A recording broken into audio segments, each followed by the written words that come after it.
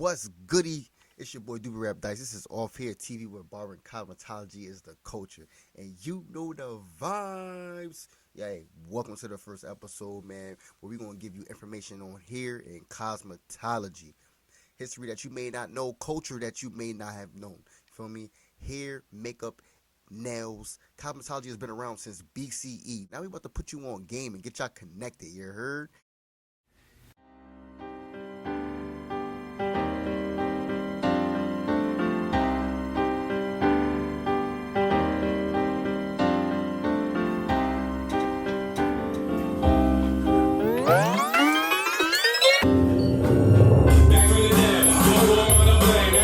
Back in your head, I'm picking at your brain. Wash your hand. What you doing on your walk time? What you doing when you walk your hand? What you doing? But who am I to blame? That's a shame. Back in your head, I'm picking at your brain. Wash your hand. What you doing on your off time?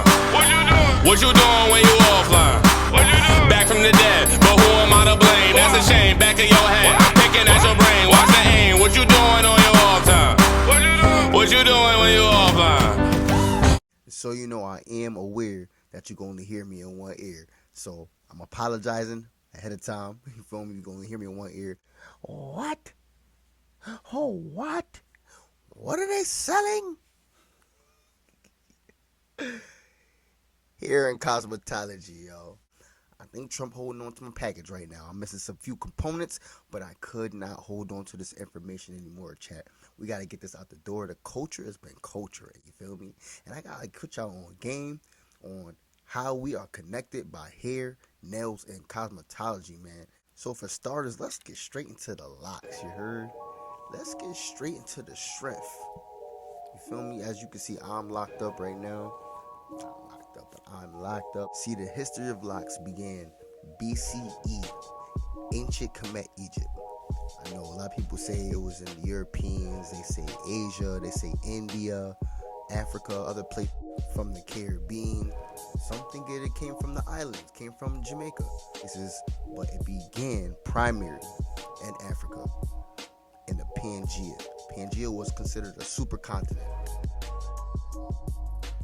Pangea was a supercontinent after it split. So, of course, where it began, the origin of locks split along with the Pangea.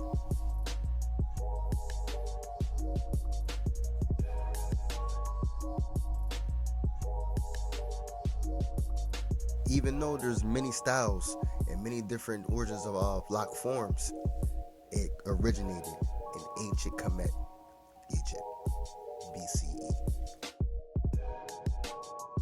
Now, the historical representation of locks are spiritual. It gives you spiritual strength, spiritual protection, protects your crown, it gives you spiritual strength, connection to the spiritual realm. Locks are your antenna. They're supposed to represent that, yes, entirely. Some people don't have the insight on why they have the locks in their hair, and some people are.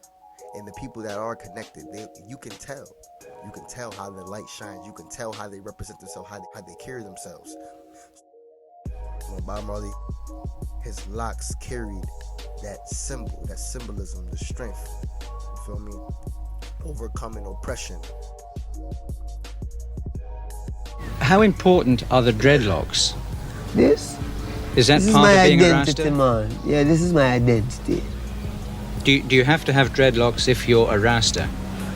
But if he's a Rasta, then you wouldn't see why you shouldn't have it, because then you don't know freedom is freedom, and you don't have to bow, you do whatever you like. But it's not a thing to say, well, I would like to be a Rasta, but I wouldn't like to have this. You dig? Mm. It can't be a thing like that. It have to be a fullness where you yourself know that it's God creator and I don't want no life, no obligation. That means you own, man. That's the first time you own yourself. You do what you want to do. Anything people want to say about you, you don't care. So every time someone has locked up their hair, or locks always had some type of symbolism to something of strength, power, spiritual. You feel love Marasta, how they carry themselves, how they're spiritual, how they're spiritually connected, and how their hair is their strength. No, it does not mean everyone that has locks is spiritual, but it also doesn't mean that everyone that has locks is quote unquote on demon time. see someone with locks, always look at it in two different perspectives, not just evil and not just spiritual. And you'll realize people that are in tune and are connected with their locks, you'll see how they carry themselves differently. You see how they'll be a little bit more wise. Their wisdom, everything is just changes up, and you'll see it. Your hair is connected more than you really know. Hair and nails, skin is connected to the spiritual realm more than you know. For instance, like I said, man, I wanted to get into the culture. We got Jayz. Jayz just did an interview. J. Cole just did an interview. Both of them locked up. You feel me? Both of them are locked up. Both are actually freeform. So I'm not going to say they're Rasta, but they're freeform locks. So that's what you will call dreadlocks or dready. You feel me? But they have the Jay got the wicks too. The wicks are the same thing. You feel me? Or the same thing, but the wicks are a lot more neater. They make the wicks a lot neater, so that they're not freeform because they're formed. But the freeform is you just let them lock up by yourself.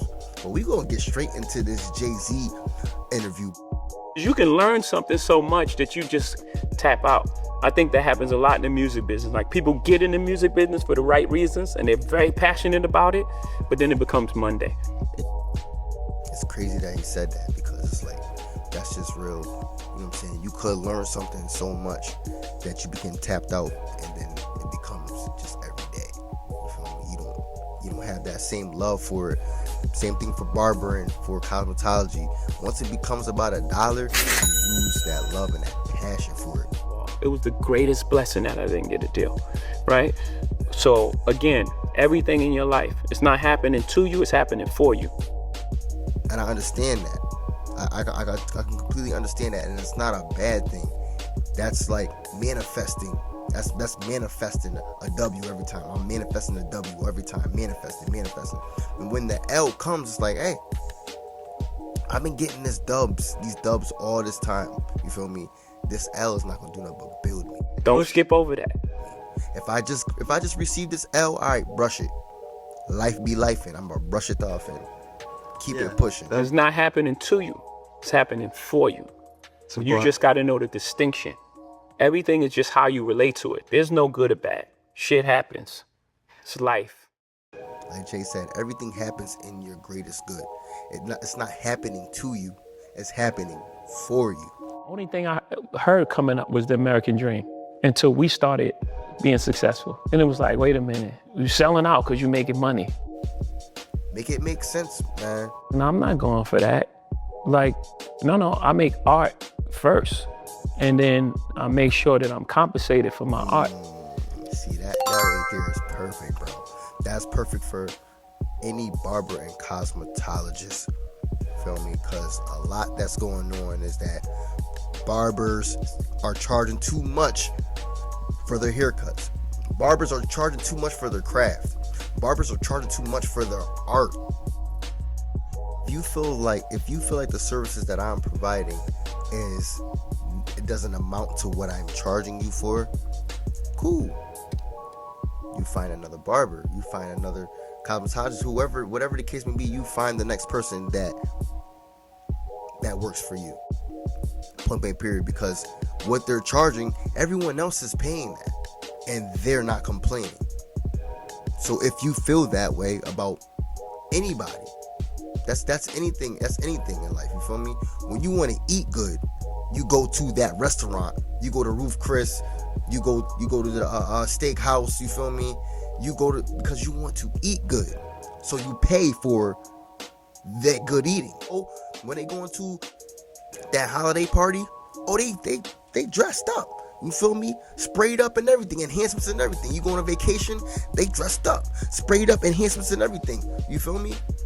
They want to look good. You're paying to look good. You're paying for that service. You understand what I'm saying? So for you to be like, oh, I don't feel like you worth that. I don't feel like that. All right, cool. But I still gave you the service, and you are aware. Me personally, you should be aware of the price of the service before I even give you the service. Honestly, that's what any barber, any nail tech, any cosmetologist, you should always inform them of your price before they get in your chair. Because the fact of the matter is, once you give them the service that you know is worth $300, and then you tell them, oh, it's $300, and then it's like, yo, bro, what? I'm not paying $300 for this. Now, who's really wrong? Who's really wrong? Now you have a situation where that could go left because you didn't inform them that, hey, bro, these are my prices. You might be a walk-in. This is new. This might be a new service. This is a new experience for you. I'm letting you know that I am a celebrity barber. I charge such and such. I do this type of services. Are you cool with that? That should be the presentation with anybody. That should always be the presentation. This is what I serve. This is what I serve. This is how I serve it. These are my prices. Boom. And then you won't have that client to barber, client to nail tech. You won't have that type of transaction where it turns into something that's gonna go completely left. Inform them in the beginning if it's a walk-in, because when you come onto my app, the information is there. Information is there. When you go onto the Cut app, when you go onto Booksy, whatever apps that you may have, when you go into the app, the information is there. These are the services I provide, and this is the prices of my services. And this is what my services look like. This is what my haircuts look like. This is what my nails look like. This is what the lashes look like. This is how it comes out. This is how long it lasts. That's another thing. How long the haircut lasts. How long the style lasts. How long the lashes last. Some people's work doesn't have a long time on it. You feel me? Some people have the sprays, the semi-permanent sprays that don't last that long. Then you have the permanent sprays that they can wear for a whole week, 2 weeks. See, now I'm charging you extra though. You feel me? Because what I'm doing is, I'm charging you for those 2 weeks that I'm not going to see you, because the paint going to last where your hairline is going to last. So now I got to charge you for that time frame. You understand what I'm saying? And that's the service. Motherfucking barbers and shit like that charging $200 for a mid haircut that done got airbrushed to perfection and shit like that. You putting the razor on paint, nigga. You not even lining cuz up. You just scraping away layers of Beijing to get that man shit in order. You know his beard don't connect right here, but you charging that $200 and you gonna keep spraying that shit on. Nah, that's what that man decided. That's the service that person decided that they wanted to choose. That's for them. So why you mad at a service that they wanted? You don't want that service? Cool. Everything is changing in life. Everything is changing in life. We have to change too. We're not supposed to just stay down at the bottom of the barrel because y'all want us to stay there. You want to do a DIY haircut? Have at it, my brother. You want to do DIY whatever? Have at it, my brother. I make art first and make sure that I'm compensated for it. You feel what I'm saying? I love what I do. I'm an artist first. I'm not a robber. Feel me? I'm not a thief. I'm not trying to steal your money. I'm an artist. So whatever art that I presented to you, I would like to be compensated for the art that I presented to you. Understand what I'm saying? Technology. He was like, no, I'm not going for that. Like, no, I make art first. And then I make sure that I'm compensated for my art. I didn't take advantage. I didn't get here by taking advantage of people. I ain't taking no one. That's not my reputation. Kill, come on now, bro. Let go find you another barber. Go find you another cosmetologist. Go find you another nail tech. And I promise you, you are going to get what you pay for. And that's just the way life goes. You're going to get what you pay for. I promise you. And it will always be that way. Other than the barber or hair tech, whatever the cosmetologist that is working smack dab in the hood, you're working in a place that has, a lot of poverty, whatever the case may be. Yes, you look out. That's what we do. We always look out. We started that way. We started looking out. That was the way we started. So we're supposed to still stay that way after we elevate in our craft. We're supposed to still stay looking out for people after we elevate. No, that's not how it works. You feel me? We have to elevate just as much as everyone else in the economy has to elevate. don't take it personal, because it's not personal. It's just business. I couldn't wait to like really talk about what's been going on in the culture right now. The culture of hair and cosmetology, man. Like, it is dope. We really showing up and showing out. Cosmo World, we showing up and we showing out, man. I love it. Shout out to Druski's makeup artist. I don't care how y'all feel, what y'all feel about the makeup artist, what y'all feel about the skit. Shout out to the makeup artist. Yeah, y'all understand like what's coming behind it, what's going on, everybody's opinions and opinionated, whatever, all the backlash. But I say this to say this. Shout out to Druski's makeup artist. Big shout out, you heard? Big shout out. And I think I speak for everybody when I say white chicks too. White chicks too. White chicks too. I'm just saying, bro. Yo, Druski, you killed that one, my guy. You killed that one.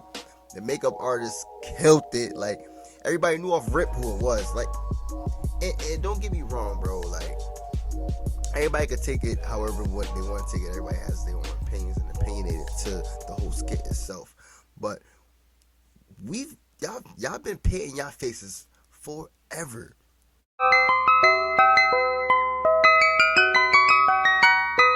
Black, you've been painting, y'all been doing that, y'all been doing the black face forever.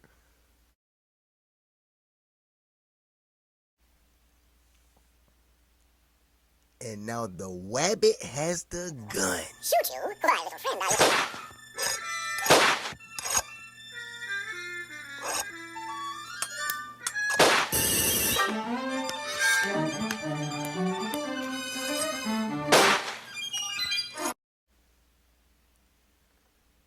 Why so serious? Why so serious? It's comedy. It's comedy. You feel me?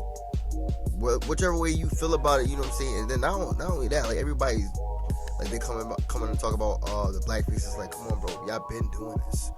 And now that he did this with the white face, you know what I'm saying? And what it represented in the back, honestly, bro, it was honest comedy. It was honest comedy, man. And for the backlash, when y'all been doing the black faces and all that, this and the third, man, you know what I'm saying? The world is getting kind of soft, man. You feel me? Like, comedy has always been comedy. And comedy, you've always had to swallow that pill. Chill pill. Yeah, chill, bruh. You always had to swallow that pill. Like, it's comedy. Why so serious? Why does it have to become that? Why does it have to become a next level thing? We couldn't say nothing about y'all painting y'all faces black. You feel what I'm saying? That was still art, right? You needed a makeup artist to paint your face black. I'm just saying, man. Shout out to the makeup artist. Hey, we need the white chicks too. Wayne's brothers. Hey, white chicks too. I think I speak for everybody. I think I speak for everybody when I say white chicks too. Come on, man. Man, shout out to Druski, bro. Shout out to Druski on that. Shout out to that. To the makeup artist. Druski, keep doing what you doing, man. You bringing raw comedy to the stage. I don't feel like it was an attack against anything that wasn't already seen. You understand what I'm saying? Nothing that wasn't already presented, he presented. He just he just turned it into comedy. You know what I'm saying? So shout out to Druski, man. Shout out to the makeup artist. Somebody tag that makeup artist, man, and talk to the Wayans, because we need the white chicks too. On to the next segment, man. Shout out to Lamas Viral. Lamas Viral, feel me? Appreciate y'all for the love, you feel me? Gotta put this on real quick. What does it say right here? Be real, not perfect. You feel me? Be real, not perfect. Fire. You can find this only at the Heights. Feel me? You can find this only at the Heights, Waterbury, Connecticut, East Point. Feel me? Only at the Heights. Grab that up. You gotta, yeah, grab that up. Grab that up. Bing. The Heights. Appreciate you. Hey, shout out to everybody that pulled up. Stay tuned, man. I appreciate y'all. You already know it. It's your boy DubbiWrapDyce. This is Offhairtv, where barber and cosmetology is the culture. You can follow us on YouTube at Offhairtv, Instagram at Offhairtv, TikTok at Offhairtv, Facebook Offhairtv. Y'all continue to stay tuned to Offhairtv, where barber and cosmetology is the culture. You know the vibes.